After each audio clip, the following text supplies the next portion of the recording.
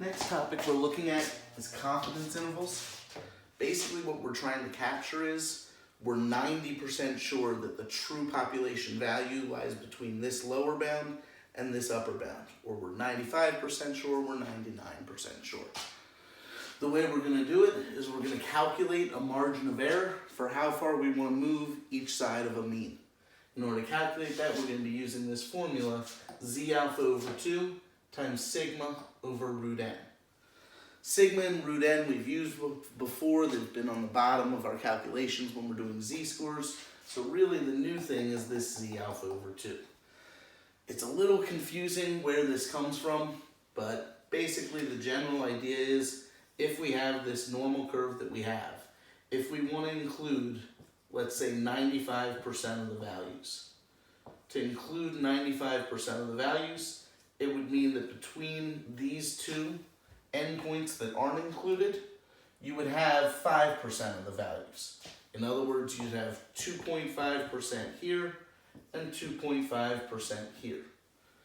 That 2.5% represents the total unshaded area. If this middle part's shaded, the total unshaded area is 5%, which is my alpha, or possibility of being wrong. That's why this is called z alpha over 2, because that 5% is divided into two regions at either end. If you were to go to your normal table and look up the value for 1.96, when I went down 1.9 over to 0.06, I'd get a p-value of 0.9750. What that means is from this point, that's 1.96, all the way to the end of the earth, includes 97.5% of the values, leaving 2.5% in this tail.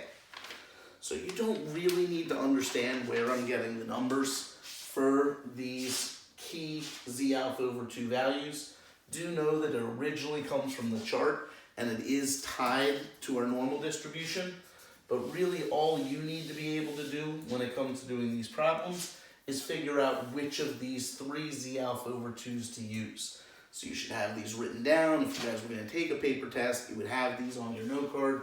But basically, there's three key values we're going to use throughout this lesson. If we were asked for 90% confidence, then what we're going to put in for z alpha over 2 is 1.645. If we're asked for 95%, we're going to use 1.96. And if we're asked for 99%, we're going to use 2.575. So all three of those are ones that I usually derive in class that come directly from your table. But again, as long as you know to line up these numbers with these percentages, that's really what you're going to be asked to do as far as doing the homework and eventually the test. So if I look at the first question where I'm asked to find the margin of error, n equals 60, sigma equals 10, and c equals 0.99. I'm going to start with this c. At a confidence of 0.99, I'm going to point to my 99% number for z alpha over 2. That's why I'm going to put 2.575 as my first. I'm then going to take my given sigma, which is 10. I'm going to divide it by the root of n, which is 60. I'm going to put all this into my calculator to solve for the margin of error. So 2.575 times parentheses 10 divided by the root of 60 gets me to 3.32. I'm not really sure how many decimal places to tell you to go to. Whatever Cengage says is what you should use. I'm going to 2 here, but they might say 3 or 4. When I go to do the second problem to try and find the margin of error, again, I start here with the confidence level. 90% tells me to use 1.645. I then put the sigma, 2.5, divided by the root of n, in this case 120. When I put that into my calculator, 1.645 times parentheses 2.5 divided by the root of 120. My calculator tells me an answer of 0.375. For number 3, again, I start at my confidence level, 0.95. 95% points me to 1.96. I'm going to multiply that by sigma, 0.8, divided by the root of n, 75.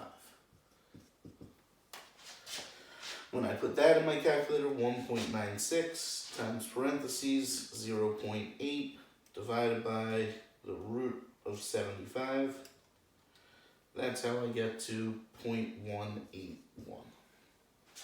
So this margin of error calculation tells us how much to move in each direction from the mean that we've calculated from the sample.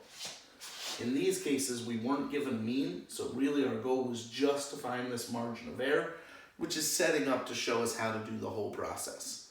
But what we're doing now is connecting these 1, 2, and 3 to 4, 5, and 6. So the same n, sigma, and confidence level is being attached to problem 4, except now we know that the mean is 42. So all we're going to do is take that mean of 42, subtract the margin of error that we found in problem 1. So take that 42, subtract 3.32. Then we're going to take the same x bar 42 and add the margin of error, 3.32. So our goal is to get an interval, parentheses, start of the interval, the left-hand side, comma, end of the interval, the right-hand side, and parentheses. So if I do 42 minus 3.32, I get 38.68. If I do 42 plus 3.32, that gives me 45.32. The way I really would read this is that we are 99% sure that the true population value lies between 38.68 and 45.32. For number 5, we're going to connect it back to our answer from number 2. So I'm going to take the mean 150, I'm going to subtract the margin of error 0.375, then I'm going to take the mean of 150 and add the 0.375. When I do 150 minus 0.375, it gives me 149.625. When I add it, I get 150.375.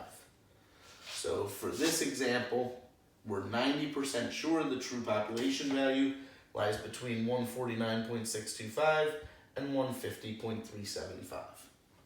For the final one, number 6, it's attached to number 3. So we're going to take that mean of 3, subtract the margin of error that we found, 0.181. Then we're going to comma, take 3, and add 0.181. So here when I subtract 0.181, I get 2.819. When I add, I get 3.181. The way that I would read this confidence interval is we're 95% sure the true population mean lies between 2.819 and 3.181.